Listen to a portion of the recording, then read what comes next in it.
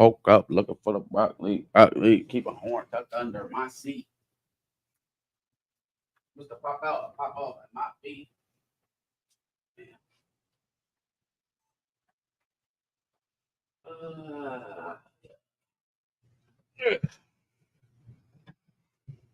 I mean, if you had to be on a reality show, wouldn't you want to be on there with Chet Hanks and O2 Genesis? Fuck no. Choose. I would never do reality TV though. Choose 3 celebrities that you have, gun to your head, you have to do a reality show. And they have to be old celebrities that people just aren't thinking about right now. Let's see here. 3 celebrities. But that nobody's thinking about right now. Fuck. Well, it can't be. I was gonna say Will Smith, but that I can't. Can't be Will Smith. Everybody's talking about Will Smith right now. Oh fuck. Okay. I can't do Kanye because they won't let it. It will get me kicked off the air. Yeah. Plus, Kanye is a little too prevalent. Okay. Hold on. It's coming to me. I got one. Who? Lil Jon. Lil Jon's pretty popular on the West Coast for some reason. He's popular, but it's not like Vegas area is very popular. I think he does shows in Vegas. Yeah, he's got residency. Damn.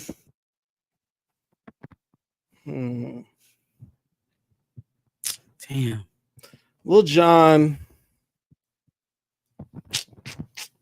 Ooh, okay, hold on. Booker T. Booker T is a good choice. Ain't nobody checking for Booker T, but y'all need to be checking for Booker T. He's good Booker content. T's a good choice. Give me Marshawn Lynch. Okay. I guess I can have that. Thank you. Marshawn Lynch. No, now you have to have a woman. You have to. A woman, okay. Yep. Candace Parker. I don't like how most of them are athletes. They're all athletes. Yeah. Okay, so give you a non-athlete. Non-athlete woman or non-athlete man? Non-athlete man.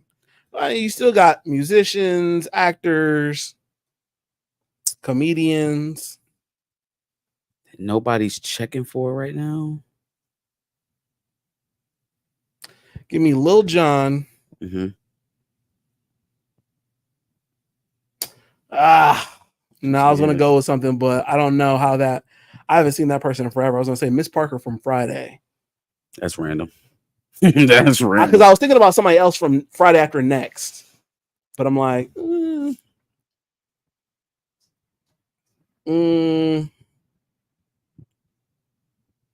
Dog, this is a stumper. It is a stumper. He's like, every time I think about somebody, I'm like, no, he's popular. He's popular. Let's just get on with the podcast. Ralph Tresvant. Ralph Tresvant is crazy. Yep, Ralph Tresvant. That is crazy. He's going to sing the intro song to all of our podcasts. Yeah. Okay. That is, see, hey, that's she. You're utilizing your resources to the best of your ability. I like that. He's a co-host and he also sings the theme song. There you go. All right, we starting off with W's and L's, or are we starting off with Behind the Cape? I don't know. First mention in the comments. Who we got in the chat? Somebody tell us what we doing first. I'm not even in the chat right now. 15 watching. Shout out to y'all. Shout out to Chillmonger. Shout out to K-Dot. Yeah, we in the chat early. Appreciate y'all. Lil Jon is Muslim now. Okay. He can't do podcasts? That's what Chillmonger said. That's crazy. K-Dot said free Trump. It's crazy. No, he didn't. Shut the fuck up. You think I would make that up? Okay. Shut the fuck up. Zane Beto said W's and L's. All right. Well, then I guess I got to go first. Is that? Yeah. What you thought, boy? That's crazy. Technically. Boom. Let's get it going. Relax. W's and L's are a weekly recap show where we give a dub to the things that we like and an L to the things that we don't. I'm going first. All right, let's start off with my dubs. Let's get this first topic out of the way. Okay, so I get a tweet this morning that tells me to do something that I really don't want to do for the sake of the podcast. So I'm giving this dub to Marte for getting me to do that thing that I was not going to do. So let me also say that I treat this rapper's albums just like I treat Drake's albums. Uh-oh. At least as of recently. I know there's, just off the strength of who the artist is, I know there might be a couple of songs that I'm gonna like, but for the most part, like, I'm not gonna waste my hour wasting my time listening to this album. And in this case, before I know the comments are going to say something crazy like he's the GOAT, leave him alone. The GOAT. He's a legend. I don't think we have those type of fans. I think Eminem are the GOAT. But we got some of them the boys people coming in. So we'll see. But anyway, look, Eminem's a GOAT. I told you a couple weeks ago I was singing Lose Yourself. Lose Yourself is one of them ones. Sure. Eminem is one of them ones. But I find myself just not interested in the shit that he's saying because of the flow. The flow is just annoying to listen to. And at this point, I know it served a purpose in the album, being that it's the death of Slim Shady, but it just seems like he's the old man trying to say the most shocking things, to be the bad boy that he used to be. And it just doesn't come off the same as it used to, because, a person make Meg Thee Stallion jokes. Well, we see that shit all the time on Twitter anyway. Like, that shit don't phase us anymore. That shit's not shocking to us anymore. I think the beef with him and Candace Owens is very interesting. It is it is a weird juxtaposition, right? You got a Caucasian dude from Detroit, from 8 Mile, right? So like has a little bit of a mixed cultural background, trailer park kind of guy, right? He's a trailer park boy. Shout out to the Trailer Park Boys. Yikes. Top 5 series on Netflix to this day. What's happening? But then you got Candace Owens, who's melanated like a black person, but then anything else outside of that, is just very, very. She's not kinfolk. Yeah, very Miracle Whip, very, very, very mayonnaise. Yeah. So the juxtaposition is really weird, but then you can see the cracks within both of them, right? Like. You may have grown up like you may have endured a lot of the circumstances that black people in your area went through. You are a white man, regardless of all of that, right? You were back then. You are today with all your money. It is what it is. Yeah, it's not something that you can ignore. Absolutely. And it did play a factor into your success and the amount of freeway you had on your ascension. Right, it just is what it is. That was the reason why you are who you are. His ramp is what it is because of who he is, and then I think he would even acknowledge that. Yeah. Now, conversely, with Candace Owens, like, yes, she's absolutely, tap dancing for master, sure. Right? But then you look into her past, and Candace Owens, the only the genesis of her, even before the Turning Point USA days. She sued her school district, her high school school district, because she was being bullied by racists in her hometown. Right? $1 million lawsuit settlement. She then goes, spends that money, gets educated, or I don't know. She always talks about how she didn't finish college, didn't go to college. She's an independent thinker. Independent thinker, whatever. She did something with that money because Turning Point USA found her ass and turned her into their spokesperson. And that lasted until Daily Wire picked her up, and now she's floating adrift. But her genesis, the money interest behind her, probably how she started dancing in the circles of her now husband, was that payout she got from the school district for being treated like trash by white people in her hometown. Correct. Under the guise of racism. Yeah, and so she claiming racism, getting $1 million payouts, and then now she up here talking about how racism doesn't exist in America. And so this crossroads of this beef, it's just woo, how it's a figure 8 for sure. Yeah, it's like an infinity sign. Don't know what's going on. It's literally always turning. It's crazy. It is crazy. I know who to root for, but I still feel weird about it in a way. As you should. Yeah. Yeah, no. The weirdest thing about this album is the fact that it was like the same 5 people caught all the strays. And it was really weird because at one point he kind of explains it because it's the death of Slim Shady. So like he's exorcising Slim Shady out of him or some shit. right? And then Guilty Conscious 2, he kind of explains it, but like that's kind of late in the album. And so I'm hearing all these Meg Thee Stallion, P. Diddy, SSJ K Dot. Yeah, it's K Dot. Fam, you need to delineate when you say K Dot. Did you think I was talking about Kendrick? I said that's why I said you were lying. That's crazy. I'm like, man, what are you talking about? That is crazy. That's insane. Hey, Dot, relax. Relax. That's insane. Fam, niggas doing WWE at their rallies now. We'll get there. Anyway, so when it turns into the Brahma Bull. All right, we'll get there. So yeah, like he explains why he makes all these jokes like at the tail end of the album. So I'm sitting here listening to all these jokes about Caitlyn Jenner and the transgenders, midgets, Meg Thee Stallion, P. Diddy, and Christopher Reeves. He still makes. Why did Christopher Reeves get astray? He always makes Christopher Reeves jokes. He's always done that.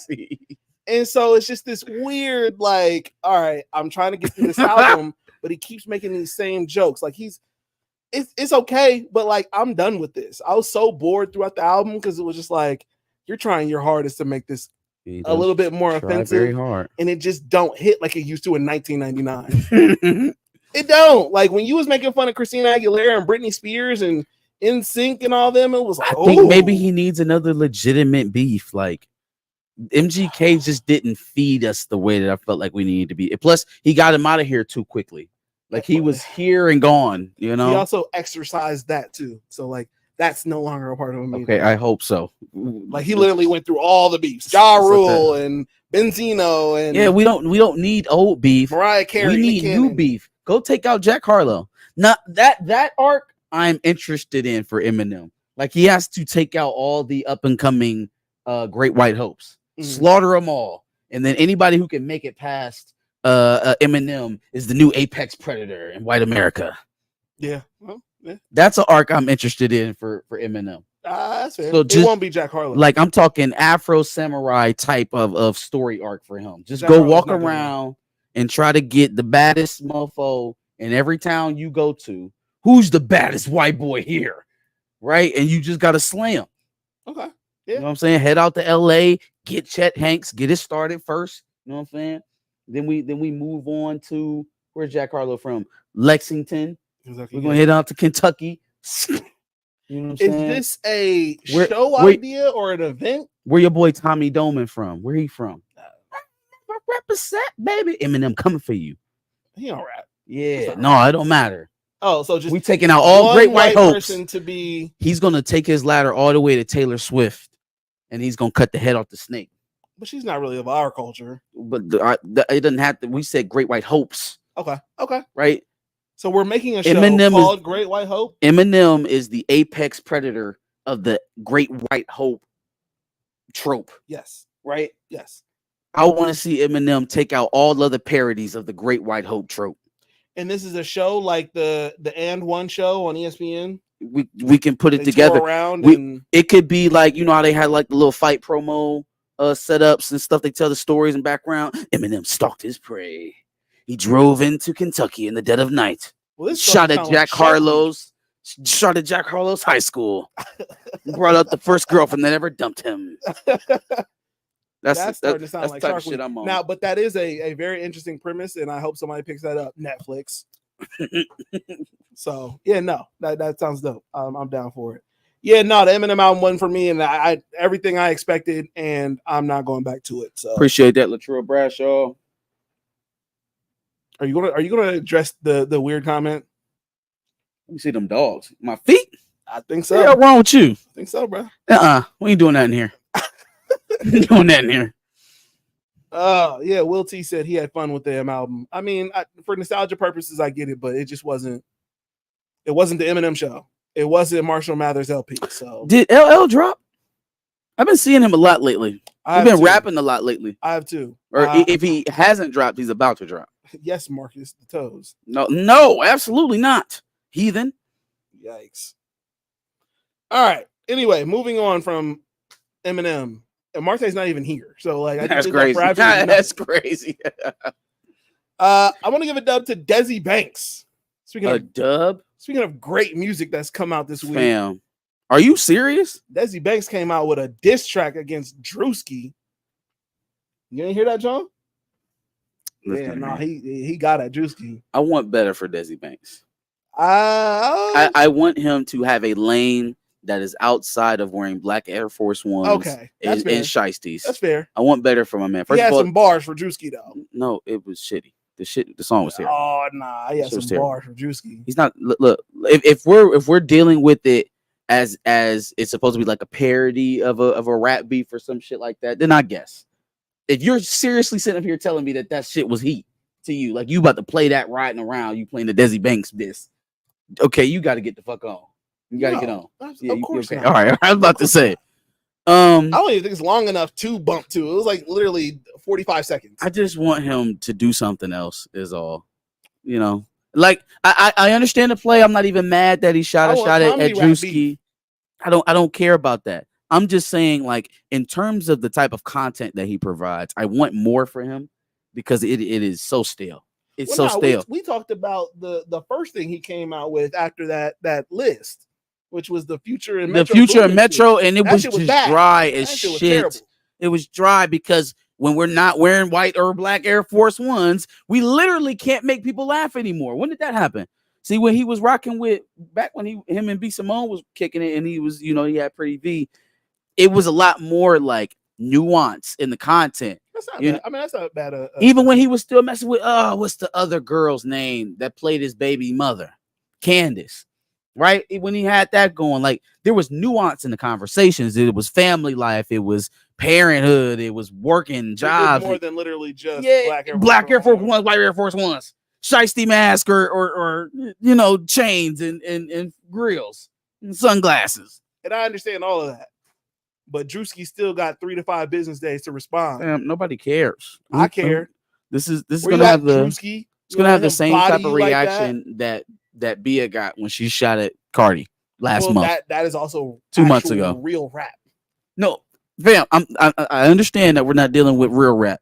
What I'm saying is that no one gives a shit. So if Drewski doesn't say anything to Desi Banks, I don't think anybody's going to get mad at Drewski. I'm mad right now that he hasn't already responded. I think you're in an army of one. I think Drewski pussy. Okay. Oh, shout out to Tony Robinson. Shout out to Mr. YouTube 92. Is there anything I missed? I think that's it. All right, I'm giving a dub to Tam's Burgers. You might know Tam's Burgers from the Not Like Us video. It's just another restaurant that Kendrick has put on the map to the extent of a shit ton of business. I think they've increased business like 40% since the Not Like Us video. Who did now? Tam's Burgers. Tam's Burgers in the Not Like Us video. Oh, okay. All right, bet. Yeah. So shout out to them. Shout out to New Ho. What is it? New Ho King? New Ho King? Yeah. I be at New Ho King eating fried rice with a dip sauce and a blama, Crody. Out here getting the bag off of this fam. Kendrick beef. That's great. It's a great look. It's an amazing look. Now, I wish they were black businesses. Oh my God. But it is what it is. Yes, sir. Tam's Burgers, LA staple. I really want to try it. I want to try that shit. I'm sorry. I just realized who the fucking toemonger is in the chat, and it just made me laugh. Call him the toemonger? The toemonger, yes. Toemonger is insane. Yikes. Anyway, I want some Tam's Burgers, and if anybody from LA, you going all the way out to LA to go get? No, Long Beach made. Are you even safe to go down there? Like you just acting like he about to go do some tourist shit. That's crazy. Did you just ask if I was safe to go down there? Yes, I did. Ask you if you were safe. I got Long Beach made. I'm good. I'm good when I go to Compton. You know what I'm saying? Even though he's from Long Beach, I'm good when I go to LA. If it's anybody from the Bay watching right now, please watch over this man. If he's the Bay is a whole different part of California. I'm sorry, Compton, where Tam's Burgers is. If there's anybody out there watching, and you had just so happen to see him perusing the streets, is rolling looking like a tourist, just advise him to, straighten his posture up and I come will correct. not be wearing a fitted cap out there. I'm already hit. You know what I'm saying? The caps out there is crazy. But I'm good. I'm good when I go to LA. Anyway, my last dub is going to YouTube. I don't know what thumbnail y'all got for the W's and L's, but I pulled a couple of strings and made it so that y'all got little variant thumbnails. Some of y'all got me on the cover, some of y'all got him on the cover. Really? Yeah. Thanks to YouTube with their new feature to add multiple thumbnails and see which ones work the best. Yeah, I got the joint. No, not the live stream, the W's and L's. Okay. Yeah, so some people got you with Kendrick and some people got me with Kendrick. Oh, let me. Did you get you? I don't know what me. I got. I don't know what I got. I can't remember at this point. I'm a stargazer. But it was two. Can you show me the other? I haven't seen it. I've only seen me on there. You only saw you on there. Yeah. Okay. Yeah. No, there's another one with me on there. Hold on. Let me see if I can pull it up. Oh, God, like a photo, bro. Me. Keep the horn tucked under my seat. Yeah. Nice. So I would like to introduce the concept of variant covers to our thumbnails, but you're only going to see one, so there's really no point to variant covers. But it's a nice little feature. Hell no, keep doing that shit. No, I mean I'm gonna do it to see which one performs the best, but we gonna work this thing out. We're gonna figure it all out. But shout out to YouTube for that nice little feature. All right, let's get into the reason that some of y'all may be here. I'm giving an L to the whole Trump rally shooting. Oh man. Was it a stage? Man down, call the Amber Lamps. That's crazy. Was it staged? Was it staged? Look, man, okay, so at first I'm like, well, they shot him. So like if I feel like if somebody died, that feels kind of real. That was my initial reaction. Of course. And then the internet did its thing. Yes. And so now it's like, okay, the gunshots, number one, sounded like popcorn. That didn't really sound like any gun I've never heard from that distance too, right? Like too close, too like peppery. Like maybe that sounds like muzzle blast far off, but like not like he's on the premises shooting at Trump. That's not what the guns. No gun that I know of. And I'm not calling myself an armorer by any means. I'm just saying, don't sound like the gunshots I've ever heard. That's interesting because then there was also the shooters that shot the shooter. Right. Even the initial burst was like a multiple burst. So you're saying all of them sounded? The whole shit sounded weird as hell. Okay, that's fair. When you play it back, it's like it did kind of sound weird. And to add to that, I personally thought it was weird that it wasn't even like an automatic weapon. Pow pow pow. It was like pow pow pow pow pow pow. Yeah, no. I thought it was also weird that they have snipers set up to shoot the guy, but they allowed that guy to get a couple shots off and then they shoot him. Right, yeah. Also, his reaction, right? Like it was like the shots went off unless the very first shot, that's the only bail I'll give it. If the very first one rang off and hit him, right? Because it was just too, because he went like that. And then he started to buckle down or whatever. I've never seen somebody that important be attacked or be in danger of a weapon and they get that man off the premises and out of sight so slow. Very slow. So slow. Enough time for him to get off one of these. Pictures being, even before we get to that, like the man is still standing. Number one, they haven't put him on the ground to protect him or nothing like that. He was behind the podium for a little bit. They're escorting him to the vehicle. His head is towering above the people who are supposed to be protecting him. So if there's more than one shooter, I just line his dumb ass up and hit the fucking carrot and just, you know what I'm saying? Like, what do we? And then the shooter was able to find the one vantage point that could be that could be used. Right. And again, he's on the premises. How did he get the weapon there? I went to go see Obama back in 2008 down in the Oval at OSU. Right, he had a rally down there. We had to walk for like half a mile and went through like 4 security checkpoints to get into the rally. Just to be at the rally, and listen to him talk in 08. Multiple checkpoints. It was like for a school thing too.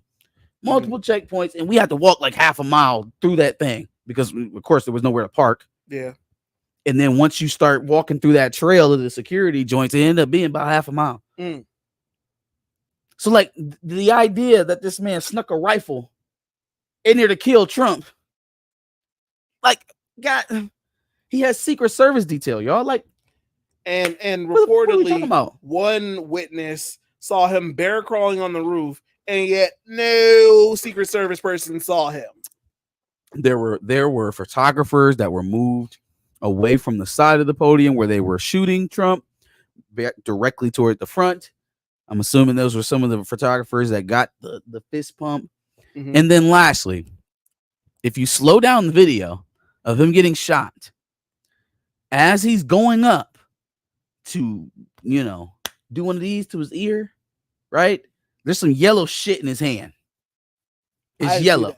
But that's funny. It's fucking yellow, it's right? Packet. He does this. He come down, no fucking yellow. Coming up, yellow. Ketchup Coming down, packet. no fucking yellow. Throw No the yellow. ketchup No packet. yellow. Right. Smack it on your neck. And you know it was a ketchup packet because of his affinity. Because of his affinity for fast food. Hey, look, man, I can't prove it no way, shape, or form. The one thing I do know is that this is going to deify him even further with his supporters. I've already seen, 50 Cent talking about it. I wish he would shut the fuck up. I wish whatever. everyone would stop making jokes about it. Yeah. Trump a real nigga now. No, he's not. No, Shut up. No. Shut up. No. And the contrast between what's going on with him right now in the wake of this, as opposed to what's going on with Biden having almost a guaranteed Parkinson's diagnosis. Like, they have doctors going on CNN saying that this man definitely has Parkinson's. We are so past the pale. If a doctor can get on CNN and say that the sitting president definitely has Parkinson's, like, whether or not we're going to, validate that or not, it's the fact that they are emboldened to do so, that they have a green light by basically a prop arm of the White House in terms of the media apparatus and the access that they get. So if they're allowing him to go on air and say that, we way upriver without a paddle. Way upriver without a paddle. So Kevlar Koalas, first of all, said, how did I know they'd be on the conspiracy tip? I just think that's funny. Okay. All right. Well, so let's eat it up, buddy. Let's eat it up. Let's turn this wheel a little bit and say, now that, like you said, this is going to basically deify Trump amongst his constituents, is this the thing that gets Biden to be like, all right, I'm out? Because at this point, I don't really see a way for him to win. I feel like personally, they've given Biden, he's kind of been emboldened to take this stance, right? Like, he's revising the history in his mind. Sure. Right. The Democratic Party wasn't curated for his leadership. He earned it. Obama didn't come in the 12th hour when Bernie Sanders had won all the primaries leading into South Carolina and make everyone drop out, pledge their delegates to Joe Biden, and get behind him as a party. No. I won debates. People voted for me. It wasn't a pandemic that aided him in the 2020 election that helped oust Trump in that election. It wasn't, any of the stuff that was going on with the economy because of the sickness that was going on. People dying, resources scarce. It didn't have anything to do with that. It was me. I was the best option. And so now he's, in his riddled brain at this point, has convinced himself that he's still the best option to do it. What's funny to me is that even now, as I'm talking about it, we keep zeroing in on Democrats to save us and get us out of this situation. like they're the only way forward. But they are the ones that have convinced us that third party options are not viable. So then we give them support, thinking that the third party isn't going to do anything with it. And look what they've done with it. So then how valuable is the main party option now?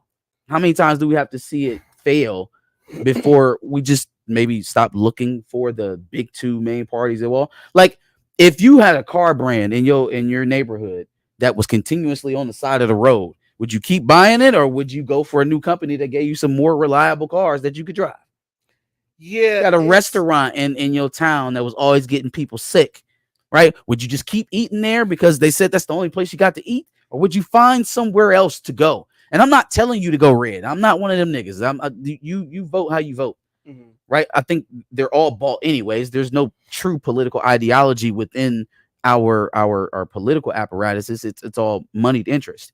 So Republican, Democrat, at this point, it doesn't really matter. Your personal morals matter, not your political affiliation.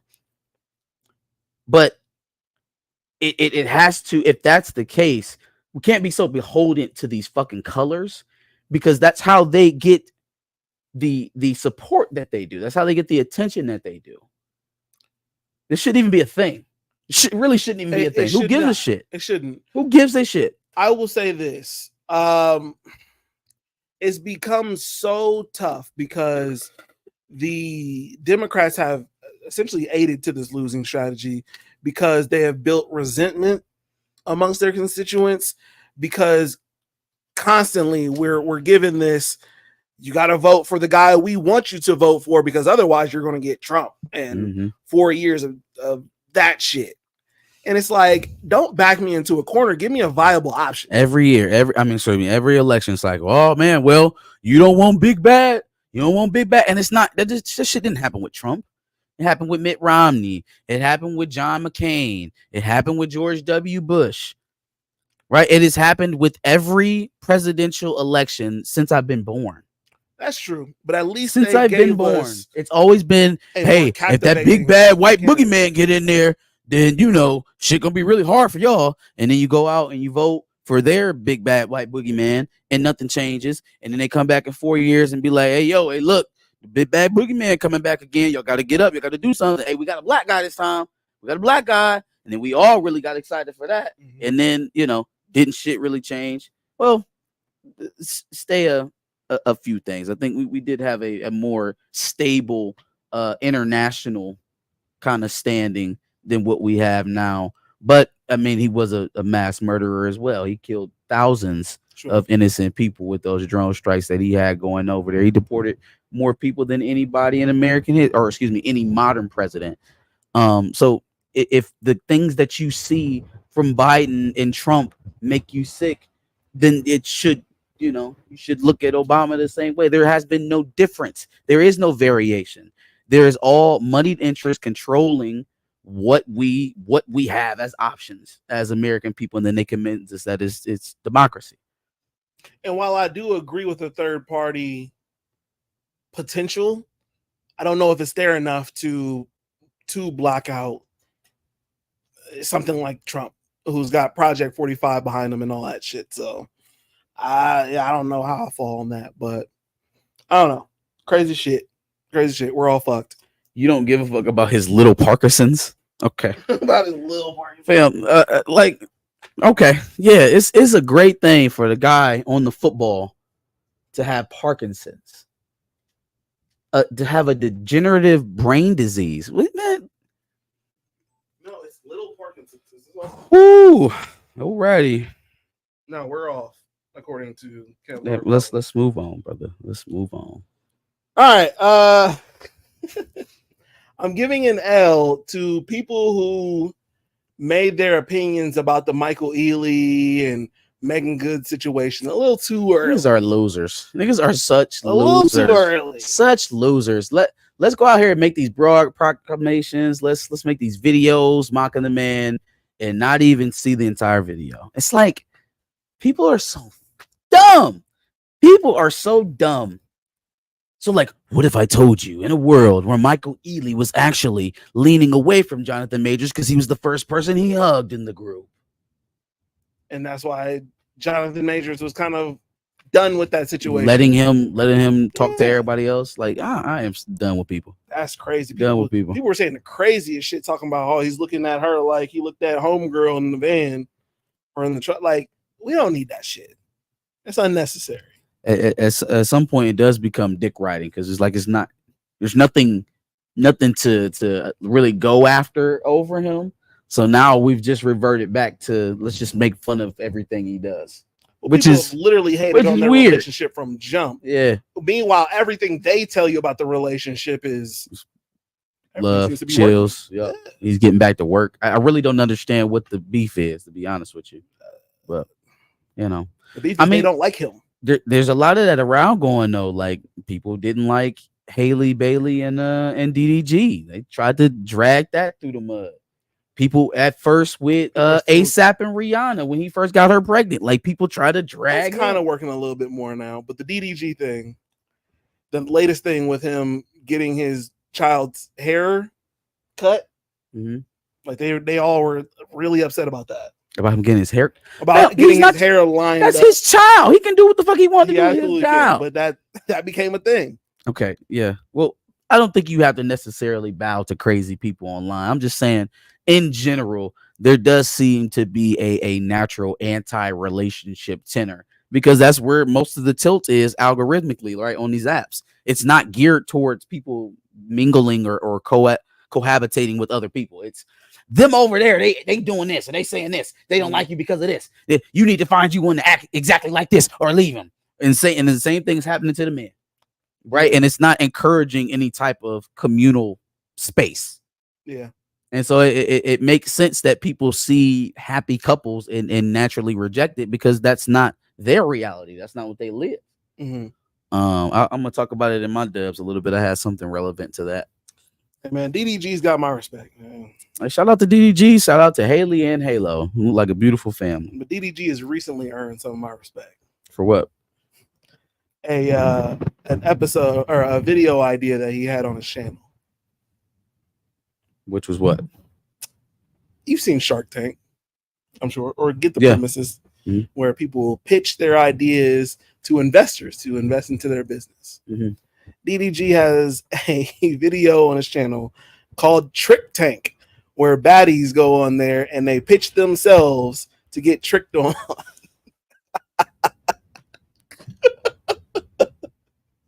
Now he's not involved in it. Like he's just kind of like a host, right? Because he's not going to fuck up his thing with his girl, right? But he's got 3 tricks that are. This is messy. This is so messy. This is messy. Whew. It's so funny. Very messy. It's so ratchet. It's so like ignorant, but hilarious at the same time. Sometimes you need that ignorant shit. Yeah. And I'm here to be entertained by it. Sure. I'm just saying. Sure. Eddie Murphy got married. Yeah. His to wife is a very white, Caucasian. to Very a white woman. white. I just thought that was interesting. I don't even know if I'm giving him, I mean, I guess technically a dub. I hope you're happy. Congratulations, yeah. Congratulations. But technically I gave it an L because I didn't really know where to put it. I don't fucking know. I thought it was weird. I didn't see anything about this before seeing that he's right. That's married. what I'm saying. It kind of caught me off guard. Yeah. Yeah, it was a little weird. So I gave it an L, but like I'm happy for him. If he's happy, I don't know. I just felt weird about it. Just throwing that out. Congratulations, Eddie Murphy. All right, my last L is going to Drake. Say Drake. I like him. Yeah. Supposedly he bought a house and he uses Giving him an L for buying a house. No, he uses an alias sometimes with some of his business dealings. Sounds normal. And the alias is Richard Fitzenwell. If you're not aware, Richard is Dick a long-term Fitzenwell. Dick Fitzenwell is the alias he decides to choose. It just kind of confirmed to me that he's a freaky ass nigga. That's all. What a fucking child. Yeah. you know, I saw that and I was like, Jesus Christ. Also, technically one of the houses that he bought is under some girl's name. some girl, meaning like a grown woman or a A girl? grown woman with a kid. I think 2 kids, maybe. Huh? I could not dive deeper. Huh? But yes, there is a Oh. woman who is listed as There- I think living there. There's a or house it's that's in a Florida. woman's name It's in Florida. that House has in 2 Florida. children, huh? In Florida. Yeah. I know she for a fact has 1 kid. Dear baby girl. Oh, well, I don't know if it's a girl. Well, I know one's a son that she has. Interesting. But I don't know what the other kid may or may not be. Interesting. that Did you see girl- the name? I just can't remember at the top of my head, but I did see it at one point. Hmm. In the house is in Florida, and at one point, said girl was at Sandra's party, like birthday party. Little sketchy. Little sketchy. Richard fits in well.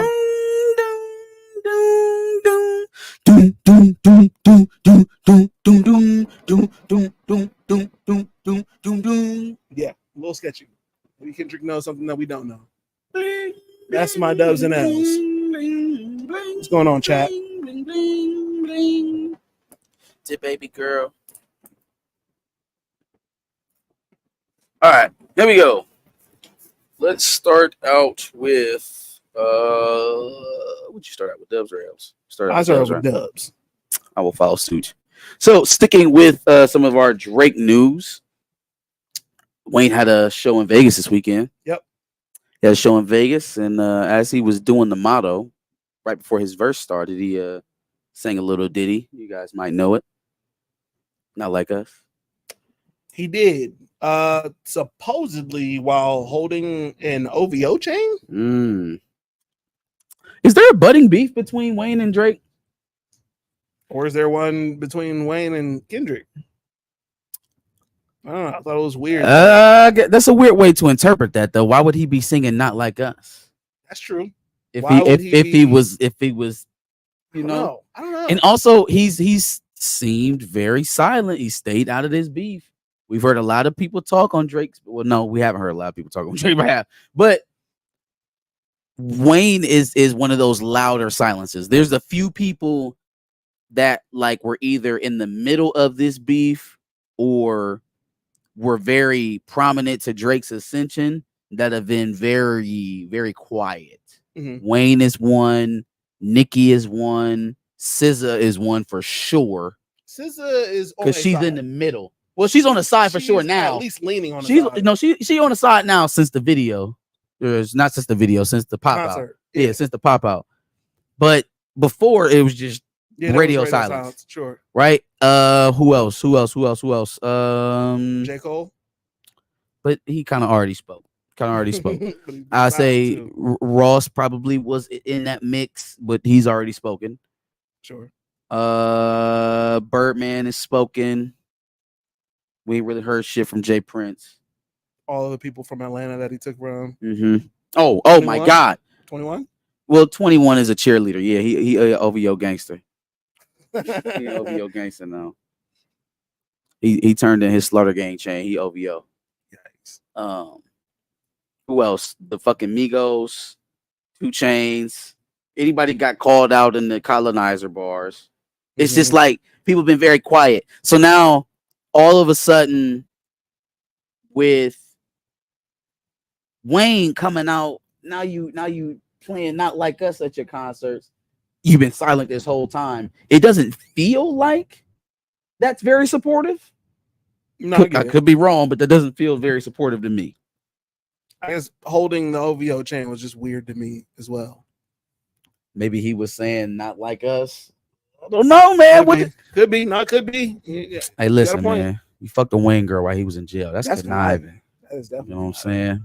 So there may just still be some ill will up some in animosity. there. We don't know. Wayne just woke up. We And don't was know. Like, yeah, he did fuck my bitch. We drive right. He just woke up one morning from a coma or some shit from a goddamn lean stupor and said, "God Actually, he damn." wouldn't say it like that. He'd say it like, "Yeah, he fucked my bitch." Yeah. Anyways, this is all very interesting stuff. I want to see how that plays out. Sure. Next up I got is going out to. Did you see the Crawford and Middleroff fight promo? I think I heard about it. Damn. Shit is Didn't fucking amazing. see it. That shit is fucking amazing. Like if this shit was a movie, I'd go see it. That's crazy. I'd go see the Like movie. if it was Creed 2, Creed. if this was Creed 2, hey, watch this shit.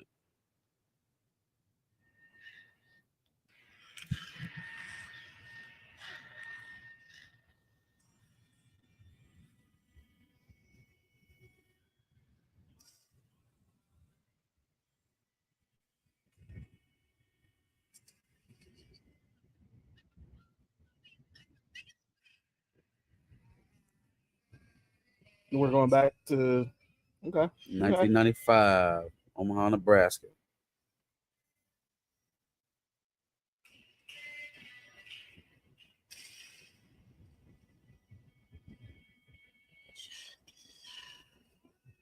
Dude look like a Klitschko brother. Uzbekistan.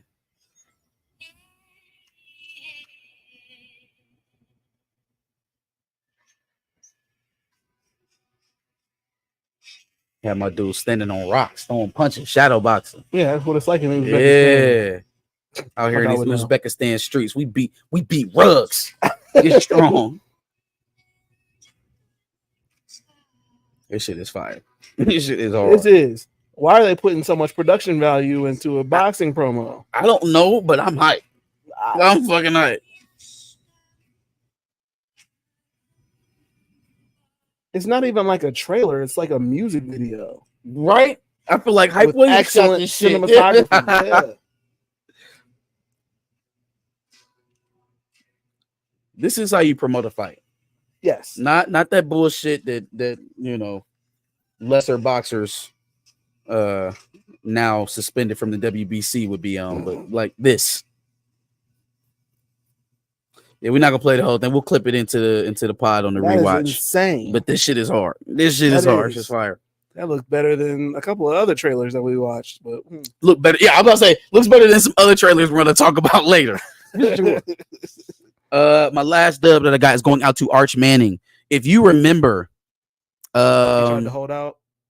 well, yeah, he did hold out, but my point was, we talked about this in the spring, back when they were, you know, kind of finalizing a lot of the payment stuff for college football 25 for the college athletes, right? Mm-hmm. And I told you that $600 stuff was not going to last, couldn't last, right? Because it's only going to take a few people with a notable name to sit out and be like, I think I even named Arch Manning particularly. You probably did. That would make the most sense. Arch Manning opted out of the game, right? Similarly to how I think JT Tuimoloau is opting out as well. I don't think he's going to be in the game, but Arch Manning opts out. Obviously, they want Arch Manning. They want the name Manning to be on the game. Absolutely, right? They go and they offer the man $50,000 to $60,000. Hold on, I thought we could only afford to pay kids $600 a piece because there's just too many college athletes to pay. Is there another stipulation to that? Because that just sounds weird. He's going to market the game. Oh, He's going to market the game. That commercial that he got that came out and said about him being in the game now after saying he wasn't going to be in the game. That's part of the deal. gang, I don't. Yeah, literally. Arch Manning doesn't. That's $60,000 $60,000 worth of work for a backup quarterback. But yeah. I mean, anyways, we're not going to get into the threads of, you know, the harder college football right now. I will say if there's any backup quarterback that could get that, it's Arch Manning. And but fam, he just set the market. He just set the market. So if you are a 5-star out of this world freshman quarterback, even if you haven't played, part of it is, but also they're expecting a return on that. Mm-hmm. They're not expecting him to go out there next year and stink it up. Because if he does, I don't think it's going to be $60,000 coming back to his pocket to be in the game. Absolutely. So, depending on him actually performing and playing and proving it out, he set the market. He just set the market. He's not even a starter. Quentin Ewers could have done this. There's no telling what they would have paid Quentin Ewers if he would have done this. Well, they are paying Quentin Ewers because he's a cover athlete. Oh, you're right. Maybe So if that wasn't the case, I see your point. Right. But, yeah. You're right. But just in general, right? This is going to be a thing. Expect for that little $600 payment to just go out of the window next time this game rolls around, because they're gonna have too many kids that just looked at Arch Manning, take them to stuff them in a fucking locker, basically. You know, a couple weeks before the game comes out. I think I felt stronger against that argument back when I didn't know what the game was going to look like. Now that I kind of know what the game looks like and I see the hype for the game, they're going to get that money back. $600 was never going to be a thing when these kids are walking into universities demanding millions. You were never going to use my name in perpetuity for $600 when this university over here is paying my family $100,000 per quarter. It's not, fam. Who are you talking to? So, Arch Manning was just the first domino. But I do think I said at some point they're probably going to increase it. I just didn't know how much. Oh, it's going up. Price is going up. Price is going up. As long as I get the game, I will be on the game Monday, 4:00. Let's do these L's here. Shout out to Connoisseurs Triple Salutes. What up? What up? Turn it down. All right. First L I got is going out to CNN. CNN has shut down their. Hold on. Get the bookmarks back up here. They've shut down their race and equality team that was formed during the summer of 2020. So George Floyd, pandemic, all of that stuff, you know. That's fucking garbage. Shut it down. The equivalent of being all gay pride out, and then as soon as July hits, cut that shit. A spokesperson says that while the team no longer exists, the investment is still 100% there. So wait.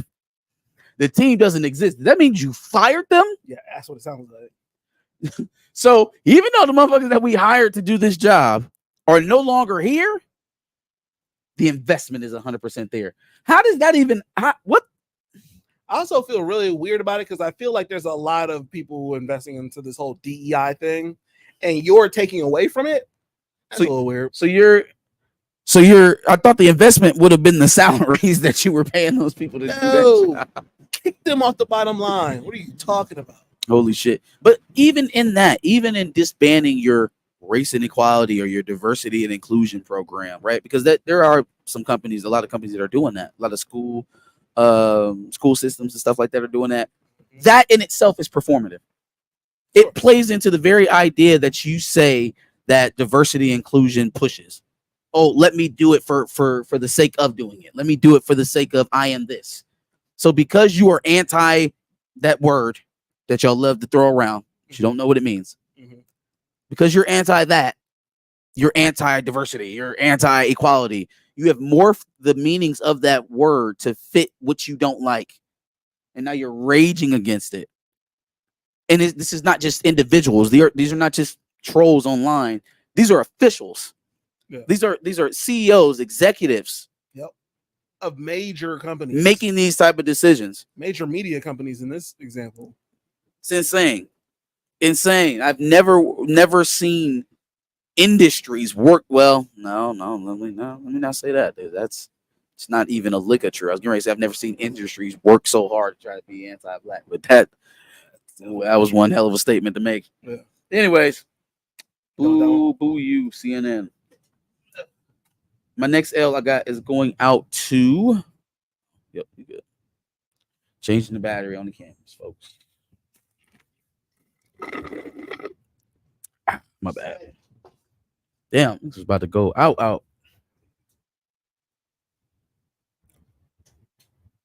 Stitches that.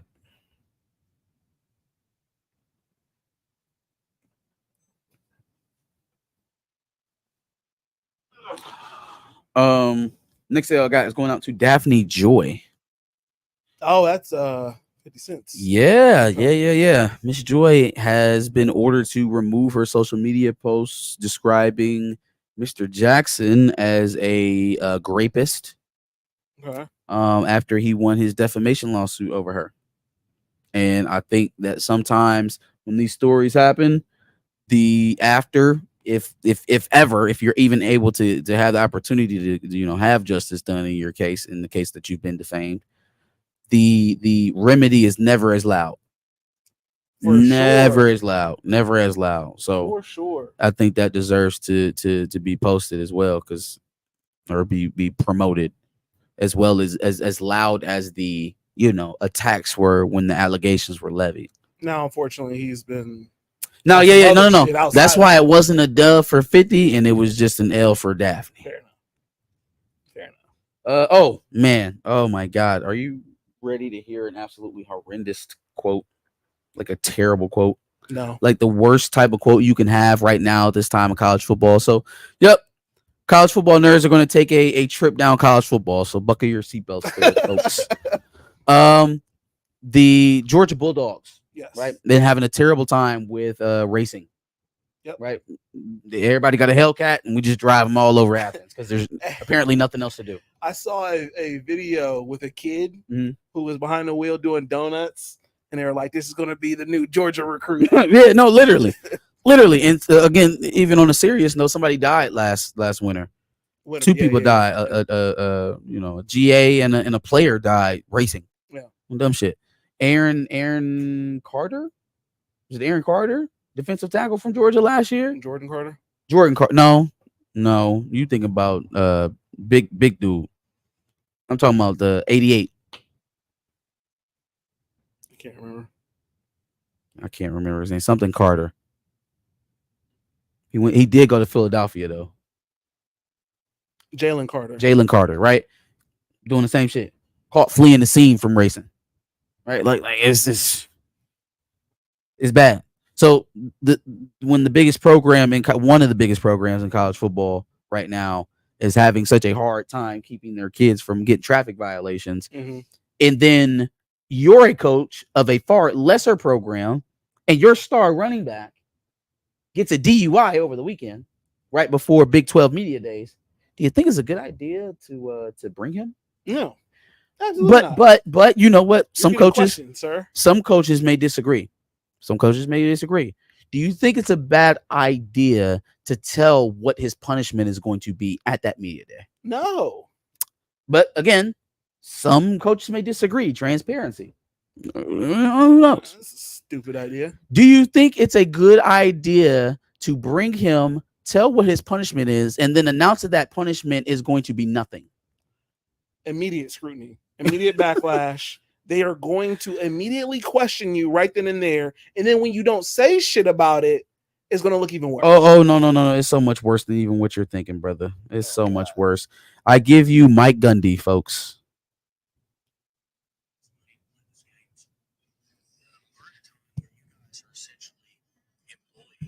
You guys make lots of money to play this game. It's different than it was 5 years ago. And your punishment's going to be facing the facts. That's why we brought him here today. I said, you're not going into hiding. You're going to face the music. You're going to have to stand up and talk to people and answer questions.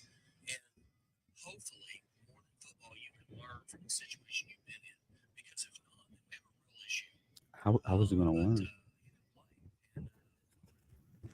We think it's best for Oklahoma State football.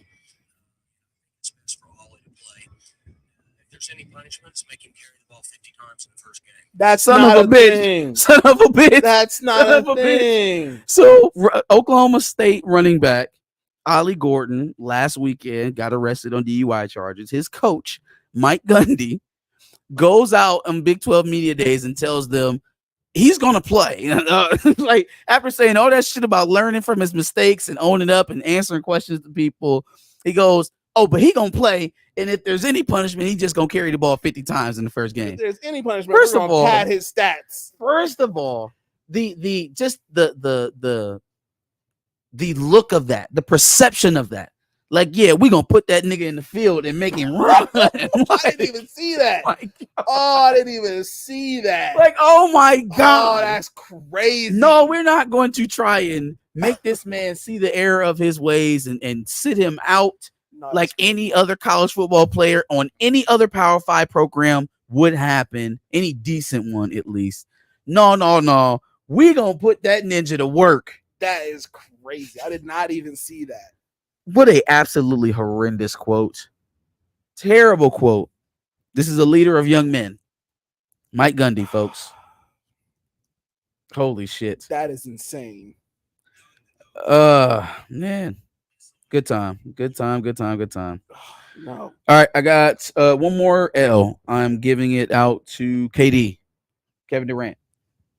Deservedly so. That the stream that he did, or the interview that he did with Jake Paul, where Logan Paul, I think. Logan Paul, Logan yeah, Paul's the one with the podcast. where dude Speed was there, Speed, yeah. right? Apparently a big KD fan. I think from the clips that I've seen, it seemed like he was like what you would do if you were 17 and you met your favorite athlete. Yes. You geek out, right? And you might say some weirdo shit because you're nervous. And that's his brand. That is his brand also, but I think this was a legitimate like starstruck experience for him because he, you know, KD is his guy. I think the way that he treated him, way that he was dealing with him was real weird, especially because of the platform that you was on. Like, just the thought of you trying to drag this little boy, basically, is what he would be to me, in front of in front of the Paul. Like, it just didn't feel right. That was weird. I didn't like it. I didn't like it, and it felt like some of it was forced too. Like they was having conversations about relationships. Okay, nigga, if you agreed to sit down here with Speed and Logan Paul to talk about relationships, I think he should be able to comment and say something. The minute that man opened up his mouth, it was like, you jack off. You can't talk to me. Yo, fam. If you'd have said that we was in a group full of girls or something like that on the block, we'd have fought. We would have fought. Yeah, I would have fought just off of principle. Because, like, why would you embarrass me like that? You know what I mean? What is wrong with you? L-Mans for sure. I just that didn't understand it, or like why he needed that get up over him. Why he needed to punch down on Speed. What are you doing? Why is he keeping this type of company anyway? But then I remembered who he's been hanging with lately. Yeah, somebody's been at the embassy hanging out, smoking hookah. Mm-hmm. He been keeping real weird company. Yeah, so you know, Kevin Durant is certainly making some interesting moves. But that is it for my dubs and L's. Oh wait! I had one more dub. I had one more dub. Crip walking, not like us. Sure, that's a dub, but that was not one. It was a comment on one of these videos. Hold on. Appreciate all the recent viewership, by the way. So the boys, W's and L's is over 1,000 from last week. Appreciate y'all on all that. Y'all some real ones. Dubs to yourselves. Round of applause to yourselves. I don't have a button here, but you know, y'all some real ones. And I even think Power got like 700. Last one got like 200. What's up, leader? Johnny, oh.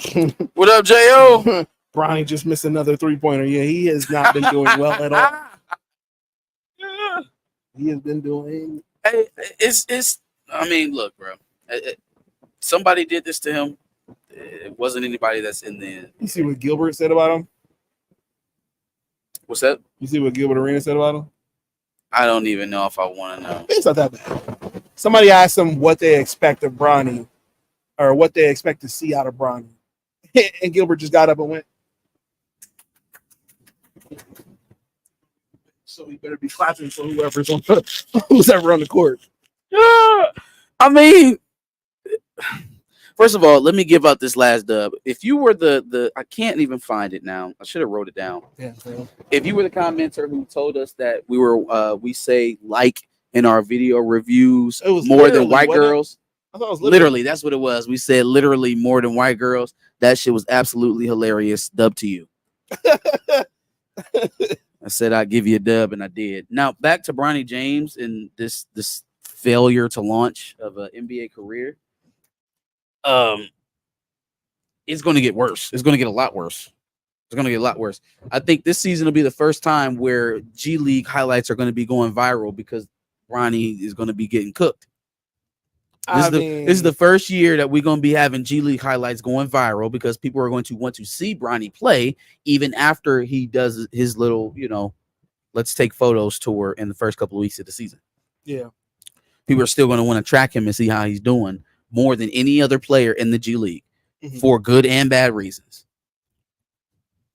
It is what it is, man. For sure. It is what it is. I feel like that was a recent comment on the boys, wasn't it? I thought it was too. I can't find it. I don't know. It's somewhere in there though.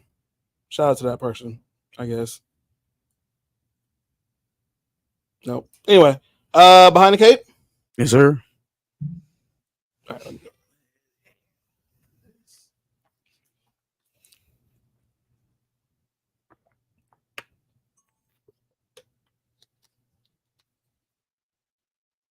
Your boy Bronny out here doing it major. You gotta relax. Bronny out here doing it Godzilla big out here. You gotta relax. You gotta chill out. Hey, yo, chill out.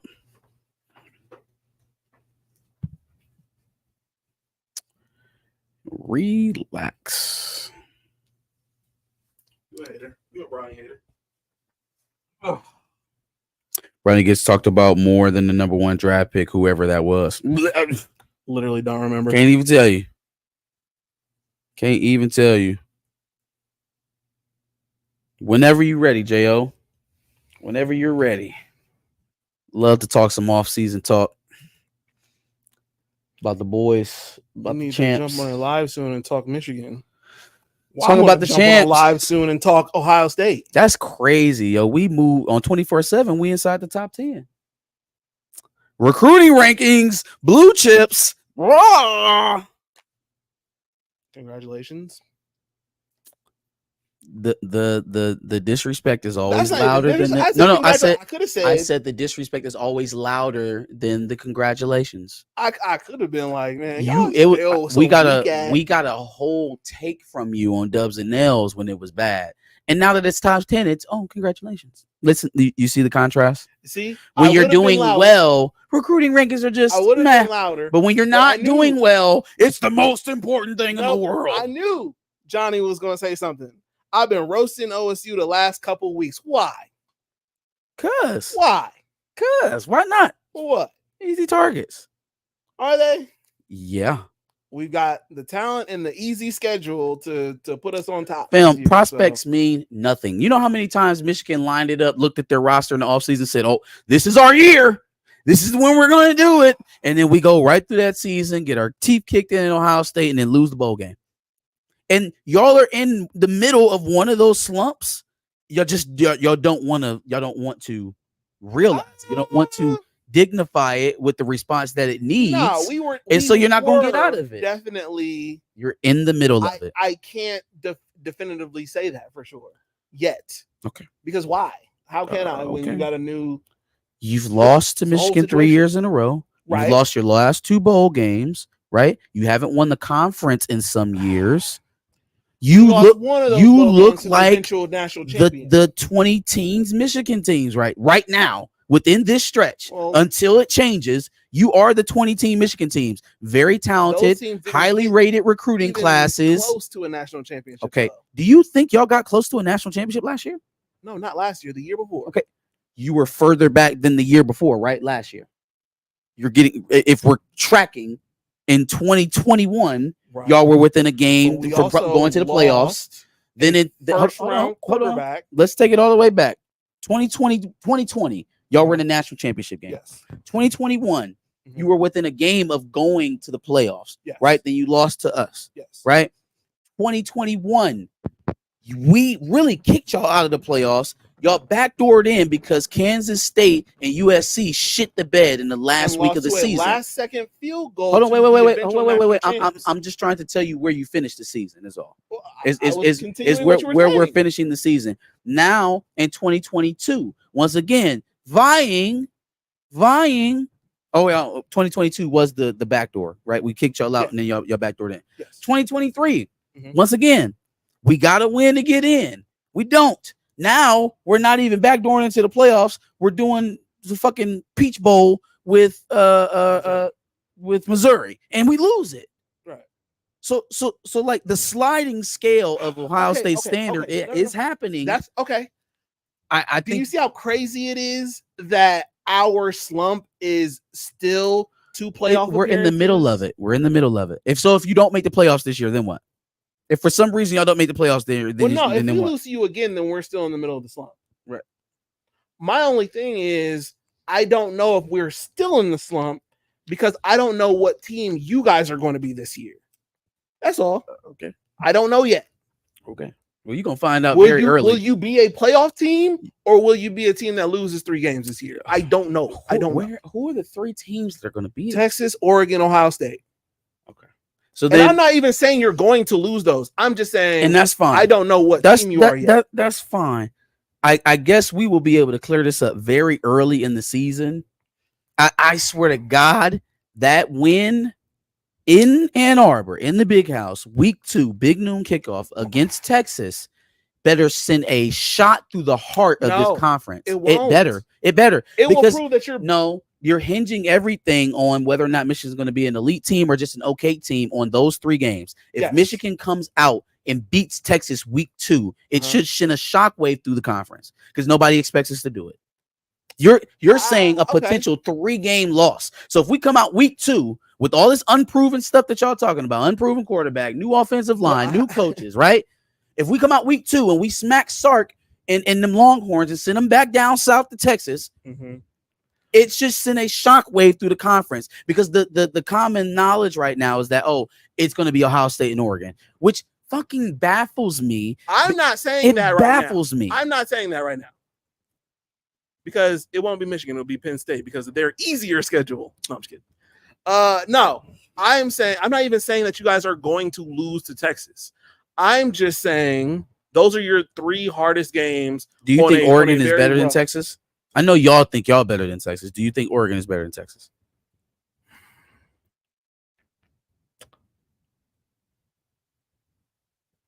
I think it's possible that they are. That's not an answer. Obviously, It's possible that they are. They're very close. I don't know that I can say that Texas is better than Oregon. We beat Texas week 2 and we throw that Bevo Longhorn right out to the. You know what? To the fans. You know what? I will say I Y'all think better Oregon, y'all better straighten I up. think Oregon Straighten is your better. posture. I think Oregon is better. Oh, okay. Because I don't really feel like Texas is going to be the game you lose. I feel like it's probably going to be Oregon and Ohio State. You know, Oregon has to come to us as well in like late October, early November. And then okay, so Like, they have to come even to if you us. only lose 1 game, right? I'm still Who's it going to be to though? Who's going to beat us? Well, Who's going you to are beat us definitively? definitely losing to us this year. Okay. You know you're not going to get me to say otherwise. Well, so I mean, that's fine. I you know you're not going to. wouldn't expect you to tell the truth. Y'all haven't accepted reality yet. More talented. You haven't. guys got you have not a accepted completely reality. different team. Yeah, It's I know. in Columbus. There's always going to be another excuse, and that's why until this administration or whatever you call it, this regime is over in Columbus, nothing's going to change. It doesn't matter how many offensive coordinators you go get, how many 5-stars you Oh, sure. sign.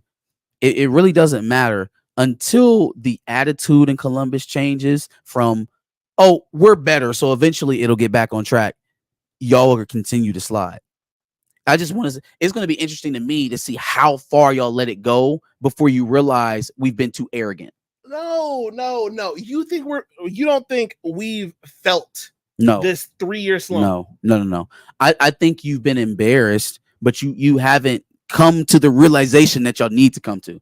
Like, First of all, I'm a little afraid of giving y'all this information because I've already been down this road. I've experienced it. I am trained in the art of losing in college Right, football, right. and so I have the experience. I don't even think I should keep giving y'all these jewels. But I here's don't the think I crazy should thing keep giving about that. Ohio State fans any jewels about how to get out of this slump because I just want to see y'all stay in it. Here's the crazy thing about that. It does not matter how I feel about it. It matters how Ryan Day feels and acts about it.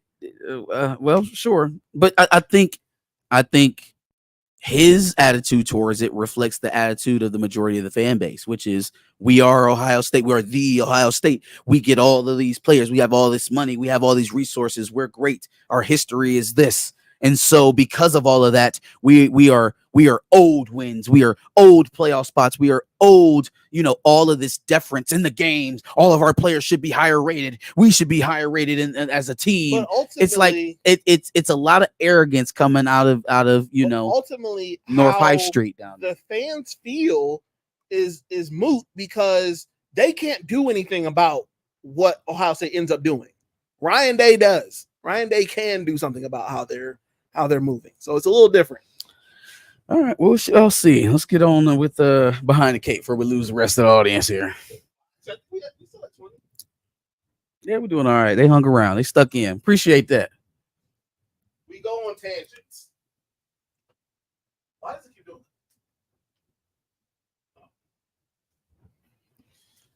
that? All right. Behind the cape. Figure we'd start off with some boys information. I was like, how do I get out of that? That was kind of weird. That kind of started off a little weird. Started off with the boys behind the cape. I think we'll start out with some boys. Transition out of this because this sounds crazy. It sounds crazy. So I'm just sitting there trying to do the calculations. Starting out with boys behind the cape is insanity. That is very insanity. No Diddy. And is it Anthony? Does he pronounce it Anthony? Because there's no H. Who knows? Homelander and MM want a cliffhanger for season 5 that then develops into a movie that will, I guess, answer the whole cliffhanger part of it. Yeah, are you here for? I don't know why we're pointing out specifically Anthony and Laz Alonso. I think they were the ones who specifically pitched it, who specifically said something in the public about it. Got it. Got you. Yeah, because we need some character reconstruction with MM at a moment. Even though he had a little bit of a bright spot in this last episode, but it was just, we got some rehabilitation that needs to go on there before I'm interested in anything that they got going on. But the concept seems to track. It's what some other rival studios are doing with some of their bigger titles. Obviously, Disney and the Mando, Ahsoka, and Boba Fett series is going to end in the crescendo of a movie. So, Hollywood is parody. They copy each other constantly. Yeah. So things that work, they just well, and that's the thing. They haven't even seen that it works. Right. Like they're copying concepts. So it's very weird how unoriginal Hollywood can be sometimes. But that is weird. But I feel like because The Boys is a little bit smaller, they're allowed to copy. And also, to be honest with you, before this season, I would have said that they would have had a easier route to making that successful, like having a transition from small screen to silver screen. They're going to really have to adjust season 5, I think, based off of the reception and what they got here in season 4, late season 3. Because it's just not this is not the type of tenor you want to think. When you think about extrapolating your audience, like you have to expand it out. Now you have to become broader. You have to reintroduce yourself to a certain degree. Well, if you're coming in with the kind of bad taste in your mouth from season 4, it would almost require hitting it out of the park in season 5 to even have a chance. Which is definitely a possibility, I would say. Yeah. They're just gonna have to right some of the wrongs that they made in season 4 and hopefully turn the wheel on it. Okay. Tyler Perry's newest Prime Video drama, Divorce in the Black, nabs a shocking and exceedingly rare 0% score on the Rotten Tomatoes tomato meter. I'm sorry. Whose production is this? Tyler Perry. Holy shit, a 0%. Now we all know Tyler Perry movies too. Didn't they remove? Oh no, that was just for the Disney stuff. The audience scores. Yeah. Oh, okay. Yeah. We all know Tyler Perry movies to always exhibit a prominent divorce within the movie. So for him to just go all out and call the movie Divorce in the Black is kind of nuts to begin with. And then I saw this one scene with Corey Hardrick in it that was kind of crazy. They're just sitting at the table and he's demanding the you better handle your motherfucking wife, nigga. Oh, that shit was so bad. You hear her talking to you? Huh? Mean black man, you hear her? You better get your wife, man. You better get your wife. Guys, I just want to have a dinner. I just want to eat and have a nice night. I understand you needed to check Megan, but can we all just collectively leave that man alone? 0%. Send him to Tubi. Let him be the CEO of Tubi. I feel like that would be a happy marriage, well, right then there. I can't watch Tubi anymore. You know what I'm saying? Tyler Perry Productions and Tubi is just a happy marriage. Let that marinate. I got a recommendation of this movie from somebody specific. Let that sizzle in your spirit. And they said it looked real good. I was like, blouse. Never take movie recommendations from that person ever again. That's crazy. That person is definitely watching. Shout out to that person. Anyway, got some trailers this week, multiple trailers, and I know we're going to talk about one in a little bit more in depth, but I guess out of the three, Captain America, Gladiator, and Agatha All Along, which one do you care to speak about first? Gladiator. I figured The that's what fuck? it would be. What kind of question was that? Yeah, Gladiator 2 dropped their trailer, and it looked amazing. Aside for me, there was one thing that kind of took me out of it. I think it took a lot of people out of it. But aside from that one thing, that trailer looks amazing. The Watch the Throne music in the background was kind of crazy. Why? It just didn't. Fam, it's 2024. I wouldn't have commented and made it a big thing, but it did feel a little weird. I don't think the music will be that prominent within the movie. I don't either. Like I'm there will definitely be some parts where they modernize. The movie came out 25 years ago. Yeah.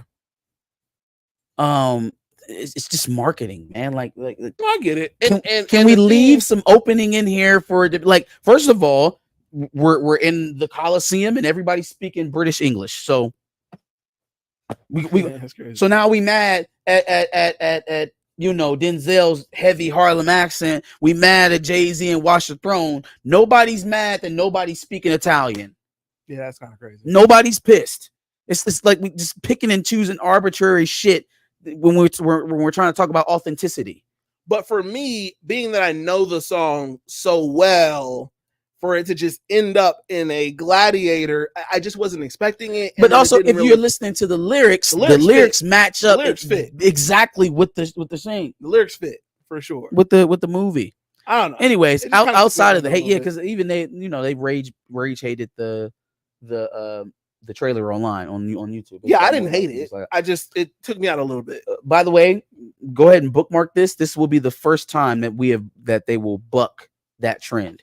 Usually that is a direct sign of audience response. I think this was legit like Yasuke in Assassin's Creed type hate. Legit. This will be the first time in my eyes, or the one that I've seen, where the audience has kind of spoken on the trailer before the movie comes out. This will be a hit. This will be a hit. Mm-hmm. First of all, it looks great. Ridley don't put out too many misses. He's had some duds, but Ridley Scott's pretty good. So I still trust him. Mm-hmm. And it's Denzel fucking Washington. When's the last Denzel Washington flop you saw? Movie looks great.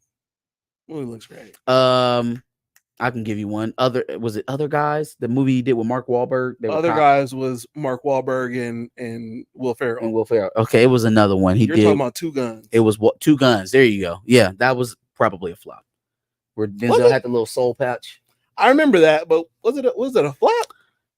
It wasn't great. It didn't get great audience reception. But, you mean as far as like how it performed? Oh, okay. Yeah. It wasn't great. Yeah. But that's like one out of the last 10, 15 years.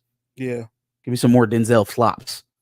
So now it was awful. Now a follow-up to one of the most cult classic movies in American history is going to be a flop with Denzel Washington in it. I don't see it. Yeah, okay. Sure. You go ahead and bank on that. I don't see it at all. Polo Boy, I don't think Megan Good's career is going down. I mean, first of all, she's working. She got a job, so career can't be going down here. She's working. She got to stop working with Homeboy. But yeah, I would love to see her get away from Tyler Perry. I would like to see her get away from him. Black women on Facebook been talking about it all weekend. Talking about what? The Tyler Perry movie. Tyler Perry. Oh, okay. Well, maybe it's doing well. Well, no, not if it got a 0. Not if it got a 0. Right. Veracity. What's that, Gray? Virtuosity. Got you. Sorry. Is that a Denzel movie? I don't know. I didn't hear about it. It sure is, but it was an old Denzel movie. 95. Okay. Yeah. No. I'm talking Russell Crowe. Bruh, recently. Give me recent Denzel. My man rushed back to 2 years after I was born. Yes, I'm sure he's had some duds in his career. My point is, at this stage in his career, a pairing with Ridley Scott coming off of a beloved film sounds like a recipe for a masterpiece, not a flop. John Q was a flop. Woof. I'm just kidding. Woof. Kidding. Don't clip that. I've never seen it though. There are a lot of like Denzel in his early days. There's a lot of random movies. Remember I told you about that the movie he made where he played a Jamaican with Robert Townsend. He was like a cop in Jamaica. I remember something vaguely you mentioned. Weird ass movie. He's also got some movie with not John Voight. What was the guy from Third Planet from Mars? The white guy. He has that like that balding thing going on. I think he's a comedian. Are you talking about John Lithgow? Yes, John Lithgow. He was in this movie as well. He was the villain. Talking about Lord Farquaad himself. Yes, Lord Farquaad. Yeah. He was in a movie with him. He played a lot of cops. He played cops a lot. Yeah. But I think this is probably one of the movies where they put him through his little humiliation things because he was butt ass naked through most of the fucking movie. Have I not seen Safe House? With Ryan Reynolds? Yeah, I remember the movie, but I don't remember seeing it. That was an excellent movie. I remember them doing a movie together, but I don't remember seeing it. Oh yeah, that was one of the ones. But that's what Racing by Heart 101 said. Safe House with Denzel was kind of mid. Man, okay. I mean that if you didn't like it, you didn't like it. I really like Safe House. I thought that was one of Ryan Reynolds' better performances. I'm gonna have to go check that out because I don't remember it. Ricochet also doesn't count. 91? No, doesn't count. Yeah, too late. Give me something again. I'm not saying that the man's never had a bad project. I'm saying right now, Denzel today in just about anything is going to be box office. He was mid and he got game. All right, anyway. Next trailer. Captain America? They show Isaiah Bradley shooting shit up. Yeah, well, wasn't crazy about that. Wasn't really crazy about the trailer as it was. Like, I don't really understand the conflict. Like, are we just doing Civil War again? Is that what we're doing? We're just literally running Civil, or is it Civil War 2 with Sam Wilson, like from the comics? I just don't. We've already done this arc.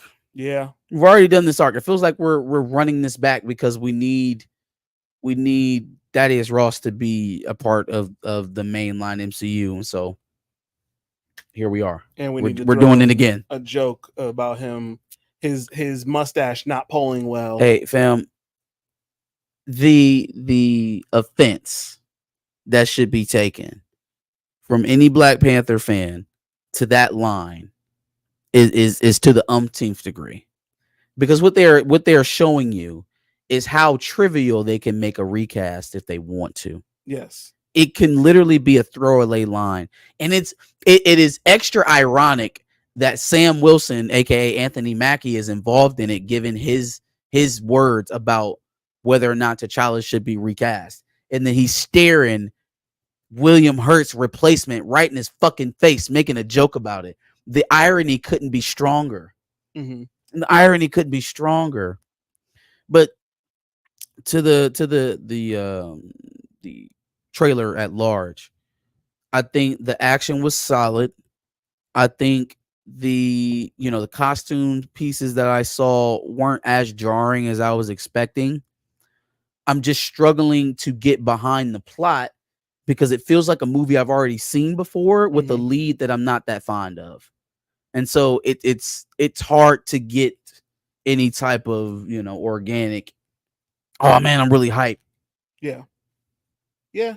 I mean, you're not really hyped for Red Hulk? No. No. And none of the footage that we've gotten so far has changed that for me either. Sure. You're not excited for... I know it's going to be heavily CGI'd because we're dealing with an 80-year-old man. Yeah. Dealing with an 80-year-old man. So it's like, how much are we actually going to see from the Red Hulk, and how polished is that visual going to be? We're going to have to wait to see, but I just don't know what to expect from Marvel right now in terms of that type of setup, especially with a guy who's not immobile. He was just in Indiana Jones a couple of years ago, but not mobile. He's not that mobile, like how if the guy behind the CGI isn't able to do the movements, like Ruffalo is doing the Hawk movements. Mhm. He's got all the equipment on. He's doing the Hawk movements. If we're mismatching somebody else in the suit with just Harrison Ford's face, that's going to look very fake. You can't sync it enough to make it look like it's one person. I guess you can, but it's not going to look great. It's not going to be look all CGI. like it's going to be totally CGI. Yeah. Which is not the kind of hybrid suit animated thing that they got going on with the rest of the CGI characters. I just don't feel like it's going to be as seamless. And so I've really lowered my expectations on the Red Hawk, and I'm still not crazy about still it. not crazy about it. Yeah. That's fair. Gray said Roman J. Israel Esquire. That was a Apple TV movie. Yes. Good one. That's a good catch. Yes. I'll give you that one. Was that it one on flopped. Apple TV? I think it came out on Apple TV, yeah. Or it might have been one of those simultaneous release things. No, because it was before the pandemic. Still, it was on Apple TV, right? That's who made it. I'm seeing theaters. They might have bought it at some point. Oh shit. Okay. That's where I seen it. Yeah, but yeah, it's probably on there. But I think it went to theaters. It went to theaters? Yeah. Yeah. No, Roman J. Israel flopped. That one definitely flopped. Now I can argue in terms of concepts and also creative direction. You know, there's a lot more juice in the Gladiator project than Roman J. Israel. But I asked you to give me a flop in the last 10, 15 years. You gave me one. You gave me one. Yeah, for sure. That was a stinker. That was a stinker. Okay. Agatha All Along. I know you cared about that one. Fuck no, man. This is the least attractive of all three. I actually didn't expect the trailer to have that dark feel. Had a much darker feel than I thought it would. I thought it would have more of a comedic feel. Yeah. And so it had a more serious and darker feel than I thought it would. It didn't do enough to sell me on it, but yeah, again, just another one of those concepts where it's like, where are we going with this? Why are we even why are we spinning the block on this? well, they are tying it a little bit to WandaVision. Right, but Elizabeth Olsen isn't tied into a new deal, so that True. like probably not going. Why are we spinning the block on all of this? Are you trying to pump it up and then convince her to come back after? I don't pump it up. Yeah. Where are we going? And then why Agatha to continue the thread on, right? Like not Monica Rambeau, not anybody dealing with Sword. We can keep expanding that out, right? Like have a new age of Agents of S.H.I.E.L.D., Agents of Sword, maybe we can spin it back around with him. Where the hell is Coulson? You know, if we bringing everybody else back into continuity, there is a place where Android Coulson is still walking around out there. Yeah. Or not Android, Shi'ar, half human, whatever the hell they ended up him being. Yeah. By the time that show was done. Yeah. But I feel like there's other stuff we could be focused on other than Agatha. Like we get studio brain a lot, and we say, "Oh man, well this was in the pipe for 2 years before, so they had to see it through." No, they don't. Like there's so much money left to be spent before you make these projects, even though they've been in production for 3, 4, 5 years. Like sunken cost theory. Right? Stop throwing money into something just because you've already, I put so much money into it. I have to keep going. That's how 50 million balloons into 100 million. Yeah. How 100 million turns into 200 million. Yep. I've spent so much money already. I have to keep going. I got to keep going. There's no reason why some of these shows under the Disney umbrella should cost as much as they do and look as poorly as they do. Mm-hmm. There's a lot of waste. There's a lot of lack of oversight. Nobody's controlling how these people are spending money. And that, being that they're a big studio, sets the standard. So now, if you have something that's been in project in the pipe for 2 years, well, no matter how good it is or how much people don't want it, got to come out anyways. No, that's Because if that's all you're doing leading up to the stuff that you actually want to do, nobody's going to watch the stuff that you actually want to show them, because now your reputation is terrible. Mm-hmm. And you're giving us all this stuff that, oh, well, it's just been in the pipe. Once we get it out the way, we can go ahead and do what we want to do. Well, how long are you going to leave are you going to blue ball your audience? How long are you going to leave them hanging? Yeah. They don't want this. They don't want Ironheart. I'm sorry, Dominique Thorne, but they screwed your character all the way to hell. Yeah, they just Screwed it all the way to hell. They included you in a franchise that you have no business being in a storyline, in a moment that you didn't make sense for you to be involved in. Mm-hmm. And now they've kind of doomed your character. Your show should have came out a long time ago. Prior to Wakanda Forever. A long time ago. Yeah, I mean, it just comes from arrogance. They know what's better for us than we do. I guess. And don't keep their ears to the streets to what people actually are looking for. Like, by the time we actually get to Daredevil Born Again, what is the reputation of Disney Plus shows going to be? And then again, if there's any slippage from what people expected from the Netflix show, you are dead. You're dead. Because again, that was one of those flagships that was supposed to right the ship. Daredevil, Deadpool and Wolverine. Yeah, what the fuck happened to Blade. Daredevil? Hmm? What happened to the Daredevil show? It's still coming out, right? At some point, I just haven't heard any news from it in quite some time. Kind of like what's happening with Agatha. Like, we didn't hear nothing about it for a while besides the titles. Well, no, I think Daredevil's done.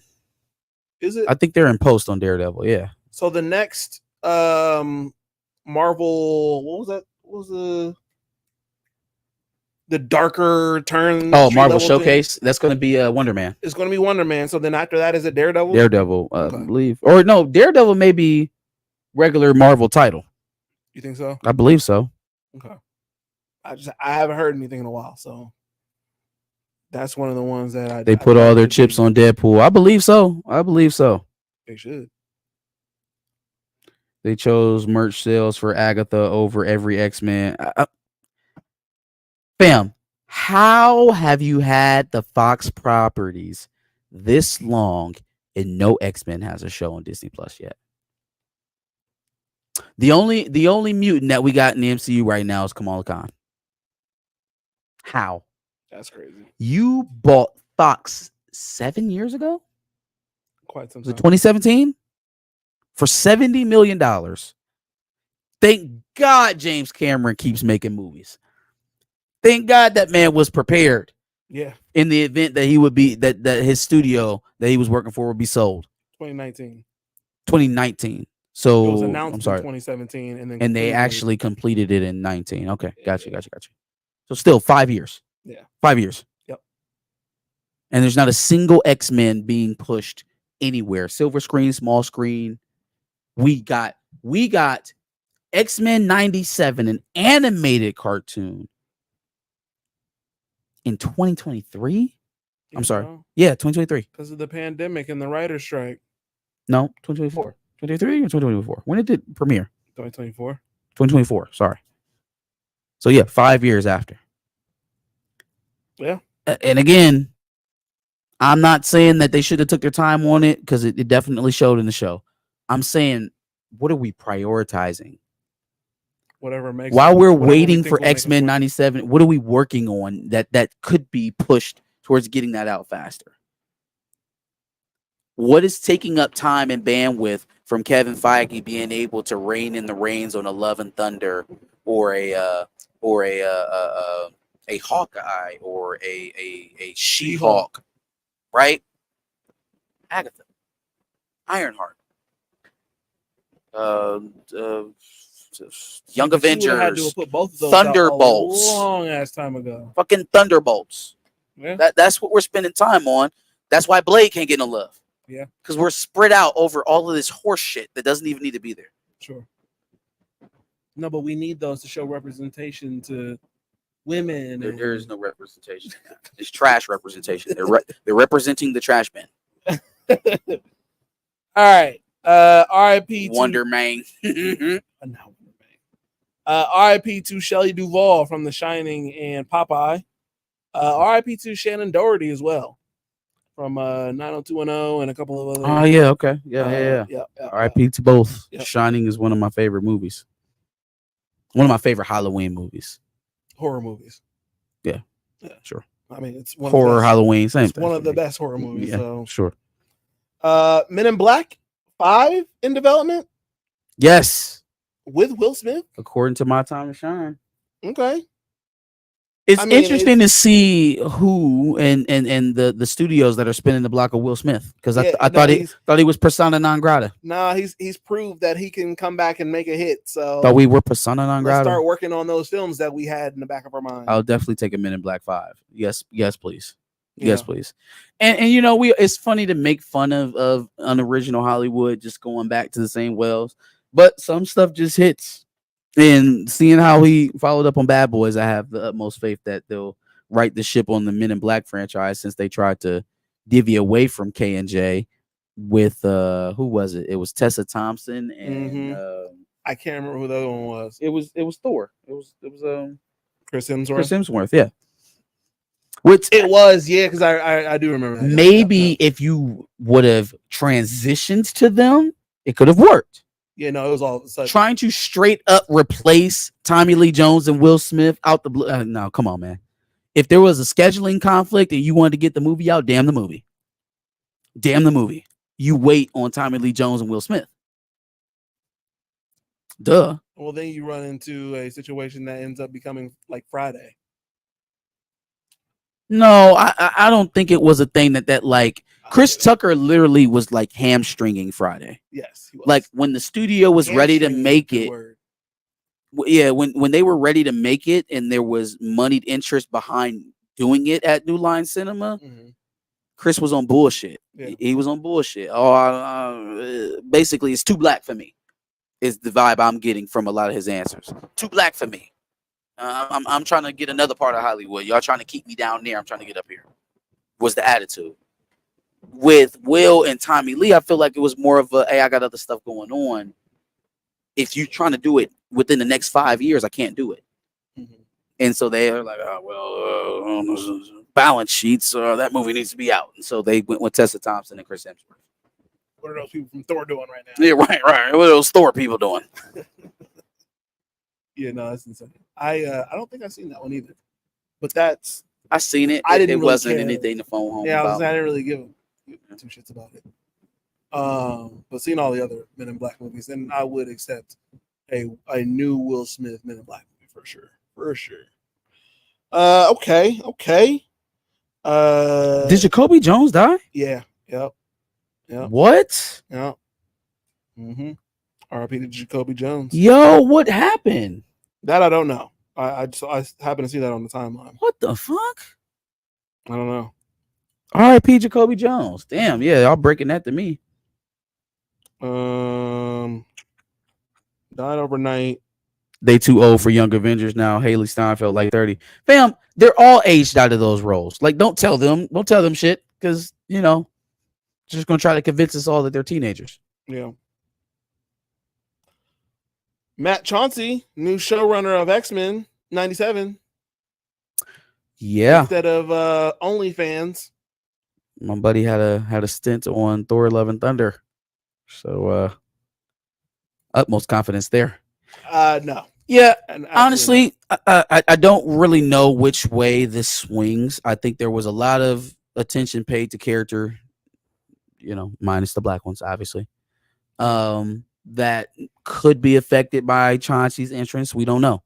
They also went back and revised some things from season 2, from Bo DeMaio's work. So we'll just have to wait and see, man. I don't know. I think if there's going to be a very stark difference in approach to narrative, approach to plot, character development, we'll see it very early.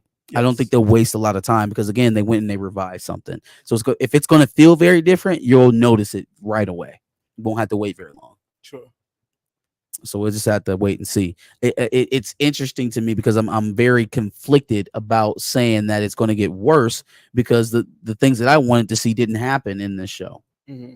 Right? The things that were most important to me about this show weren't the queer outfits weren't the stuff that Bo DeMaio felt was important. Yeah, can we? The whole morph arc with Wolverine and all this other shit, the love triangle with Scott and Wolverine. Like I'm not interested in that kind of shit. Mhm. The stuff I was interested in, they changed. Right? They very clearly showed a dissonance to. Yeah. So if Homeboy Chauncey can come in and rectify that, well, it is what it is. But do I believe that that's what's going to happen? Not really. So it's I'm kind of in a weird spot with it. Is anybody gonna leak out what happened with Bo DeMaio? I don't know. Who knows? Who knows? I'm sure he signed an NDA. Somebody's got. If he hasn't come out and spoken about it, don't he think signed he's an ever NDA. Yeah, he signed an NDA. Maybe Maybe they revised Storm from some of the scenes. Never. Yeah, no, there weren't any Storm footage to revise. Yikes. T'Challa going to be in season 3? Yeah, we can hope. We can hope. I mean, the obvious tenor is there, right? So if you wanted to pay fan service, if you wanted to have a viral moment, the opportunity is there.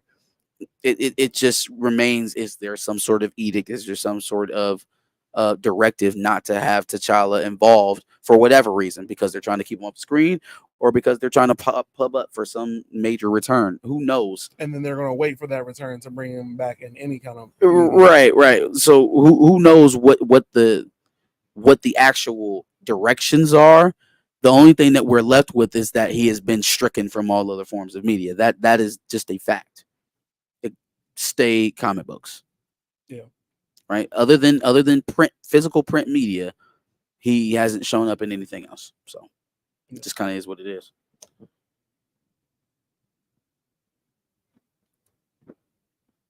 It's up there. What? Johnny said Thor: Love and Thunder is the worst MCU movie ever. I feel like there's another answer, and I'm just not thinking about it, but it's definitely up there. Yeah. Ant-Man is there, man. I don't know. Ant-Man was pretty bad. Ant-Man is there. I don't know. Yeah, I that's tough. It's definitely up there. That's for tough. sure. I used to say it was Thor: Love and Thunder. Or excuse me, I used to say it was Thor: Dark World. No, Love and But Thunder. Dark World is miles ahead of Love and Thunder. It's not even comparable. Like Yep. it's Yep. yeah, it may be. It's either that or Ant-Man Quantumania. Yeah, that one was pretty bad. Eternals is up there for me as well. It was just it was so boring. Like it's better narratively than Love and Thunder or Quantumania. Like the plot is a lot better, but it's just so slow. It is so boring. It's a chore. It is a bear of a movie, and it's long as shit. And there's so many characters. It's like, who is the main character of this movie? Anyways, I'm seeing a lot of Iron Man 3. yeah, I think Iron Man 3 has a little bit better of a rewatch ability than any of these movies that we just talked about. Love and Thunder, Eternals, Quantumania. Like Iron Man 3 was one of those that we made fun of when the MCU was at its height. See, Iron Man 3 is bad because of Endgame and Infinity War exist, right? Like those versions of Robert Downey Jr.'s Iron Man, Civil War, he exists, right? But that was when we were still peak Yeah, we were MCU. in a good era So of- Iron Man 3 kind of fell below that. It was like, that's kind of corny. If being the we worst had of that, era is still much better. yeah, I was about to than- say, if we had Iron Man 3 level MCU content still coming out today, it would be the best thing that Marvel could do. I wasn't crazy about Black Widow either. No, Black Widow stunk. Black Widow stunk. I wouldn't was say pretty it's bad. the worst one. Yeah, it but I wasn't the worst ever, but I but wasn't it was crazy pretty about that bad. one either. It's pretty bad.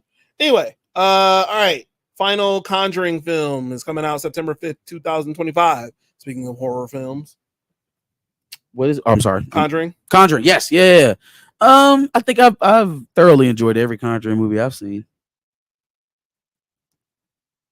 Was this it'll be the fifth installment, fourth I or think so. fifth? Fifth one. Fifth installment. Yeah.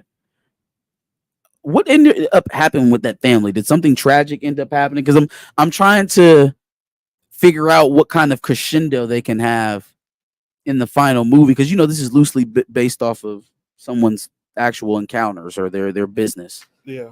right? So like, did something bad end up happening to them to where they can have a big kabang? I know it was based off of a real story. I don't know the full story. So I couldn't tell you the answer. Interesting. What's gonna happen in Conjuring 5? I don't know. We'll see. And then finally, hang on 1 second. Was there a fourth? Look That's that what I'm up. looking. That's what I was. Yeah, I was about to looking say. it up. I remember Conjuring 1, 2, and there 3. was not a fourth. There was the Conjuring. So this is the Conjuring fourth 2, one. and then the Conjuring. The Devil Made Me Do It. Yeah. Okay. Yeah. So this will be the fourth installment. Yes. Gotcha. And Edge of Tomorrow 2. Now this one actually tickled my fancy, because I feel like Edge of Tomorrow is an underrated hit for Tom Cruise that he kind of just like went away with in lieu of Mission Impossible and Top Gun and all that other stuff. But Edge of Tomorrow is an underrated movie for me with Emily Blunt. That joint went. It kind of took an unconventional take on time travel, right? The kind of looping life Groundhog's Day thing, but it is actually time travel. Like he accessed the ability to control time and go backwards. I feel like that was a very good concept on that movie. Plus, it was really good. The action was good. I enjoyed the characters, at least the ones that mattered. Right. A follow-up on that movie was great because we didn't get a final conclusion, right? Yeah. Kind of left on one of those cliffhangers that we're talking about. So I'm down for it, definitely. I'd like to see him spin the block on it, especially because of the kind of mixed reception to his the last installment to Mission Impossible. I liked it a lot, but it didn't really seem like the general audience felt the same. It was also because it kind of got swept underneath that Barbenheimer craze as well. That plus it was very I think unfortunate. people were expecting another like Top Gun, bring the series back to a. He didn't get wide the level. IMAX studios. Yeah. When Top Gun Maverick came out, it was at a weird spot where people were just kind of tipping their toe back into the theaters, and he had all the IMAX screens. He didn't get any of them because Barbenheimer was eating them up. Yeah. Yep. So it is what it is. Yeah. Horror aficionado Perp in the chat says that we should see Long Legs, which has Nicolas Cage and Blair Underwood. Yo, fam. So something's going on in that movie where like it is a very visual, visceral scene that's going on. They actually recorded the actress that's in the scene with him, her heartbeat when he comes on screen, and her shit skyrockets. It goes from like 90 to 170 as soon as he's on. I don't know what's going on with his costume, but whatever we're going to see from that movie is going to be crazy. Damn. It's going to be insane. Damn. Like she literally got like they play it during the trailer. You haven't really seen them yet. There's no footage of Nicolas Cage yet, but they play her heartbeat and just the sound of her breathing as he's coming in front of her, and her shit skyrockets to 170. That's crazy. So whatever the fuck he got going on looks nuts. That's crazy. We definitely will be going to see Long Legs. Edge of Tomorrow was Should have done crazy another Edge good. of Tomorrow. I right. Oppenheimer put me to sleep. I still haven't seen Oppenheimer. It's on Prime. Still haven't seen that I haven't joint. seen Oppenheimer or Barbie. I've seen Barbie. No, I've seen Barbie. I haven't seen Oppenheimer. I'm going to do a marathon where I watch both of them together. I think part 2 Two of the screens. Mission Impossible kind of wrap up will be a little bit better. He'll be able to find a better release date. There isn't going to be so much apprehension about movie theater goage. Like we'll be back into a normal flow of movie. Idealistically, we will be in a regular swing of movie going. It won't be so much, post-pandemic driven. Yeah. You know what? Instead of watching it on 2 screens, I'm going to have Barbie, the movie, playing, and I'm going to listen to Oppenheimer's audio. What did you just say? I'm over here trying to read comments while you're talking. What did you just say? I'm going to watch Barbie on the video and then listen to Oppenheimer's audio. That's insanity. It'll be really Barbenheimer. I heard he did a good job too, Gray. I heard it's pretty shocking performance. So I'm digging some of the roles he's picking up. He kind of had me weirded out with his that vampire movie he made. Oh, with Lex Luthor, with the new Lex Luthor. it started with an R. It's like Ridgemont or some shit like that. Yeah, something like that. He kind of had me. I was side eyeing him a bit, but when I'm hearing about Spider-Man Noir and then also this new Longlegs, we might see a Nicolas Cage resurgence, which I'm here for. Renfield, yeah. I'm here for a resurgence with Nicolas Cage because he has some of my favorite movies in his Rolodex. National Treasure and Con Air. Love them both. Face Off is his best movie. Actually, no. What was the I would say National Treasure is probably up there. Face Off, National Treasure, The Rock. The Rock was a really good movie for him. Well, obviously, Ghost Family Rider. Man. The Ghost Rider series is his best Ghost movie. Rider was shitty. The Wicker Man. Wicker Man was an awesome movie for him. Wicker Man was very good. No, but in all honesty, The Flash was his best movie. Okay, I think you're trolling me now. No, why would I troll? Wicker Man. Why would I hog tie? I'm gonna start either Snowfall or Game of Thrones tomorrow. Castor Troy, yes, sir. Yikes. All right, is that it? Yeah, that's it. That's all I got. Thank you all for hanging out with us. Yes, thank you all. Finishing up. For sure. Dubs and Nails and Behind the Cape. Always doing a double feature here on Sundays. Y'all have been some real ones lately. For sure. 20-some people in the chat right now and getting a lot more viewership. So shout out to y'all. Appreciate all the new viewers coming in, being squad homies. Appreciate y'all. In the chat today. For sure. For some new ones that I've seen. So shout out to y'all. Shout out to connoisseurs watching the replay and everybody else watching the replay as well. You a real one. Make sure you like, share, and subscribe. Come back with us next Sunday. We'll be doing this again at 5:30. Yes, sir.